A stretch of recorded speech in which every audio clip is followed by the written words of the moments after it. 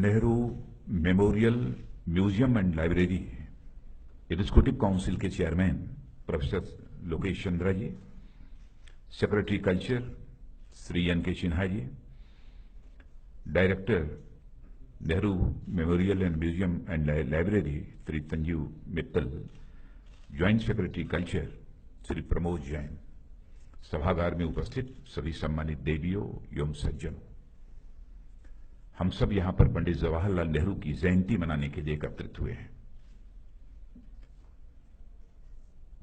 इस सच्चाई को कोई नकार नहीं सकता। पंडित जवाहरलाल नेहरू एक बहुत ही मजे हुए और अनुभवी स्वतंत्रता संग्राम सेनानी थे। यह भी हकीकत है कि 17 वर्षों तक वह भारत के प्रधानमंत्री भी रहे। उस शख्सियत की जयंती मनाने के लिए हम सब यहां पर एकत्रित हुए हैं। मैं यह मानता हूं कि हम केवल पंडित जवाहरलाल नेहरू की जयंती ही यहां पर मनाने के लिए एकत्रित नहीं हुए हैं, बल्कि स्वतंत्र भारत में प्रजातंत्र की सफलता का समारोह मनाने के लिए हम सब यहां पर एकत्रित हुए हैं। प्रजातंत्र की सफलता का समारोह मनाने के लिए हम सब एकत्रित हुए हैं। यह मैं क्यों कह रहा हूं? इसलिए कह रहा हूं कि जिन नेताओं ने आजाद भारत की प्रारंभ में बागडोर संभाली अथवा एक नए भारत के निर्माण में अपना योगदान दिया, यदि जनतंत्र की भावना, लोकतंत्र की भावना उनके अंदर कूट कूट कर न भरी होती तो आज शायद दुनिया का सबसे बड़ा लोकतंत्र यह भारत न बन पाता। यदि मैं पंडित जवाहरलाल नेहरू के संबंध में यह कहूं कि भारत में प्रजातंत्र की इमारत को मजबूत बनाने में अथक प्रयास करने वालों में प्रमुख नेता यदि कोई था तो उस नेता का नाम है पंडित जवाहरलाल नेहरू।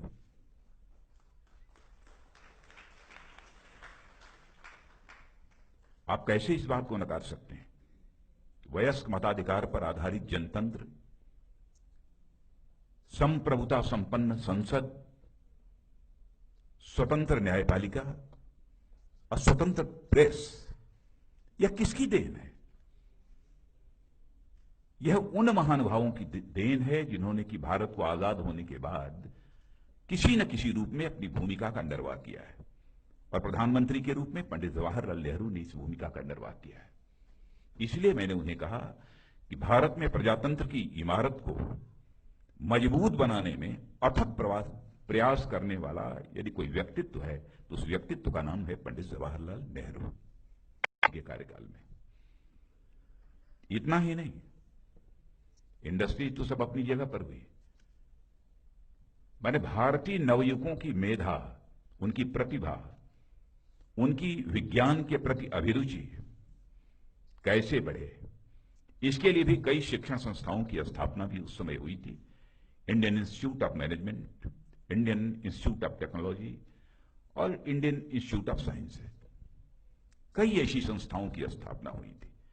पंडित जवाहरलाल नेहरू इस हकीकत को समझते थे कि भारत को ये दुनिया के विकसित देशों की कतार में लाकर हम खड़ा करना चाहते हैं तो जब तक विज्ञान और प्रौद्योगिकी यानी साइंस और टेक्नोलॉजी में भारत ऊंचाइयों को हम नहीं हासिल करेगा, तब तक हम भारत को दुनिया की डेवलप्ड कंट्रीज की क्यू में खड़ा नहीं कर सकते। यह उनकी सोच थी।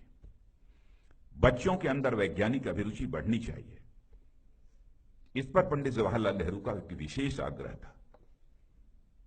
और बच्चों का यहां तक सवाल है, उनके जन्म दिवस को ही एक बाल दिवस के रूप में मनाते हैं। हम जानते हैं कि वो मानकर चलते थे कि देश का भविष्य यदि कोई है तो आज का हमारा ये बच्चा, बालक, यही देश का भविष्य है। इसकी योग्यता, प्रतिभा, क्षमता में यदि विकास होगा तो भारत इस देश की योग्यता, प्रतिभा और क्षमता में विकास होगा। यह उनकी सोच थी पंडित जवाहरलाल नेहरू की। अद्भुत व्यक्तित्व के धनी थे। और मैंने कहीं पर पढ़ा था, मुझे आज भी याद है, जब मैं छोटा था, वैसे जब उनकी मृत्यु हुई थी तो हमारी आयु लगभग 13 वर्ष की थी, लेकिन जब हम लोग प्राइमरी स्कूल में पढ़ते थे तब भी उनके व्यक्तित्व, कर्तृत्व के बारे में बराबर अध्यापकों के माध्यम से, अपने परिवार के सदस्यों के माध्यम से सुनने को हम लोगों को बराबर मिलता था पंडित जी के बारे में, कैसा व्यक्तित्व। लेकिन मुझे याद है जब उनका स्वर्गवास हुआ था, देहावसान हुआ था, केवल भारत के समाचार पत्रों में ही उनके बारे में बहुत कुछ लिखा गया हो ऐसा नहीं था, बल्कि मैं कह सकता हूं कि दुनिया के जो ताकतवर देश माने जाते हैं, जो विकसित देश उस समय माने जाते थे, वहां के समाचार पत्रों ने प्रमुखता से पंडित जवाहरलाल नेहरू के व्यक्तित्व के बारे में लिखा था और उसकी भूरी भूरी उन्होंने प्रशंसा की थी। अंतर्राष्ट्रीय स्तर का यह एक व्यक्तित्व था पंडित जवाहरलाल नेहरू का। शायद बहुत सारे लोगों को जानकारी है अथवा नहीं है, मैं नहीं कह सकता हूं, लेकिन मुझे याद है कि एक बार जब स्वेज नहर को लेकर एक विवाद खड़ा हुआ था, अरब देशों और इजराइल के बीच जब संघर्ष हुआ था, तो उस समय अरब देशों का भी पश्चिमी देशों के ऊपर, माने अमेरिका वगैरह के ऊपर भी कोई बहुत विश्वास नहीं रह गया था। कौन हस्तक्षेप करे, कौन मध्यस्थ की भूमिका निभाए ताकि यह संघर्ष अरब देशों और इजराइल के बीच यह समाप्त हो जाए। हो तो नहीं पाया था, लेकिन नाम यदि उस समय के राष्ट्रपति आइजनहावर ने यदि सोचा था किसी का, तो पंडित जवाहरलाल नेहरू का नाम सोचा था। माने इस अंतर्राष्ट्रीय स्तर का ऐसा एक व्यक्तित्व पंडित जवाहरलाल नेहरू का।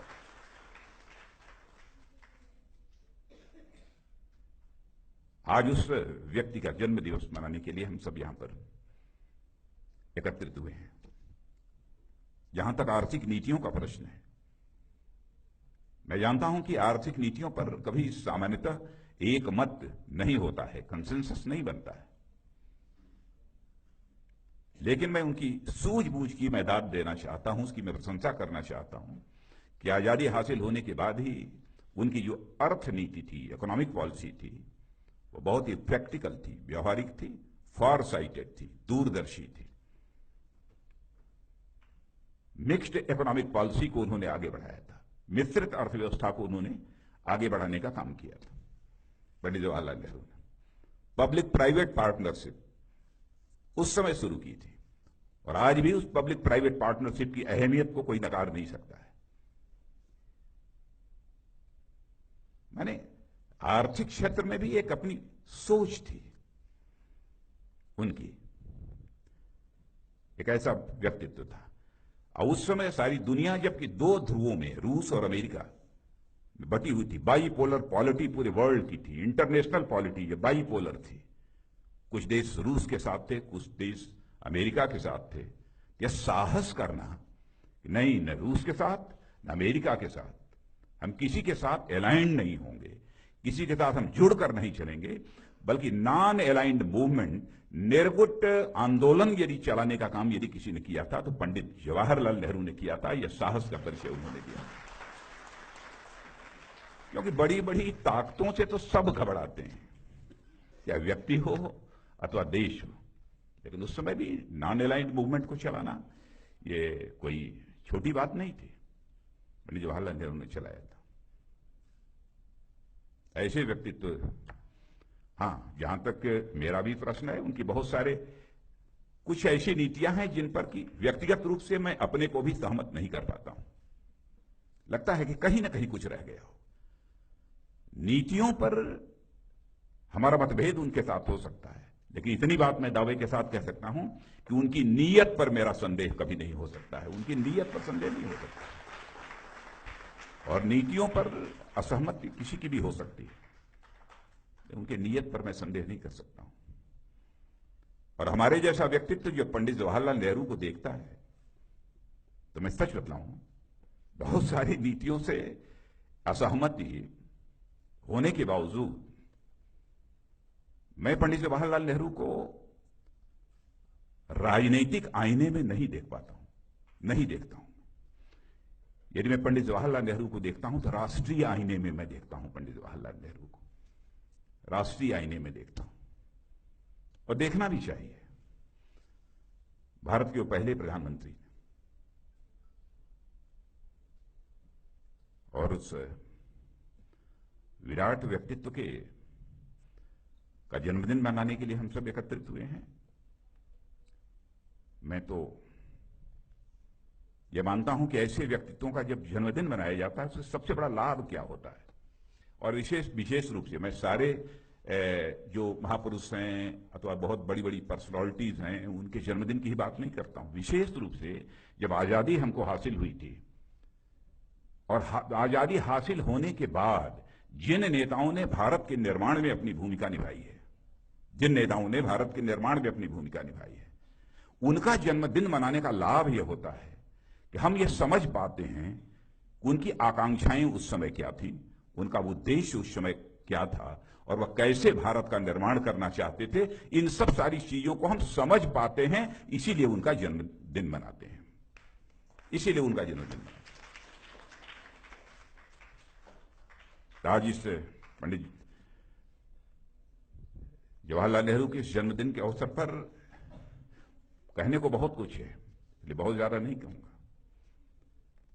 लेकिन मैं कभी सोचता हूं कि उनके जिस प्रकार के परिवार में वो पैदा हुए और पिताजी का जो एक हैसियत है, कोई एक स्तर उन सब की थी, एक चीज पर मुझे जरूर आश्चर्य होता है कि भाई ये इंडस्ट्रीज की बात करते थे, बड़े बड़े प्लांट्स, स्टील प्लांट्स वगैरह की बात की उन्होंने और किया भी उस समय, बहुत कुछ किया उन्होंने।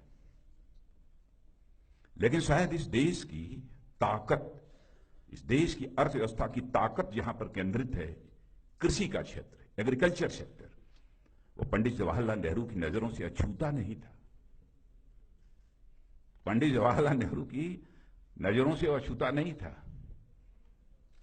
उन्होंने कहा, I am all for industries, I am all for steel plants, but I do से agriculture is far more important than any industry.